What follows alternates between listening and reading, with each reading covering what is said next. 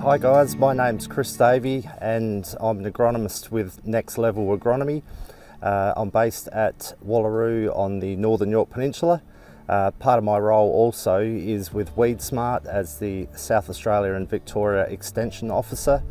On the Yorke Peninsula, the main crops that are grown are wheat, barley and lentils. We are lucky with a reliable rainfall and quite neutral to alkaline soil types that we can grow a diverse range of crops, also including canola, field peas, beans, oat and hay. So in terms of a rotation, wheat and lentils are the biggest component of the rotation, barley next, and then the others make up that as well.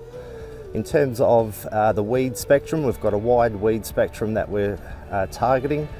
Like the most of the rest of Australia, annual ryegrass is the main one for us, heavily resistant to a wide range of groups of or modes of action of herbicides.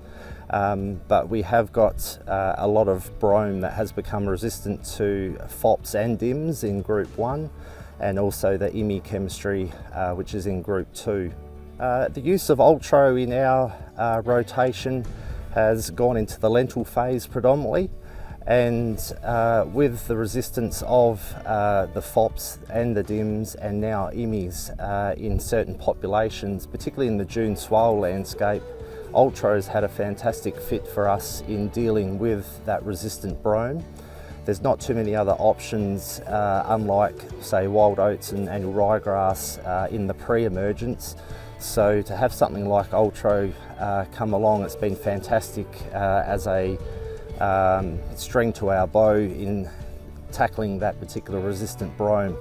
It's also added another mode of action, so another group that can be used for our annual ryegrass resistance, and we've found that it's also very, very good on barley grass and the volunteer cereals. So collectively, all those grassy weeds in a lentil paddock or a lentil crop early on has been able to control them and give us not only control those resistant weeds, but also buying us some time before the selective herbicide goes out later on.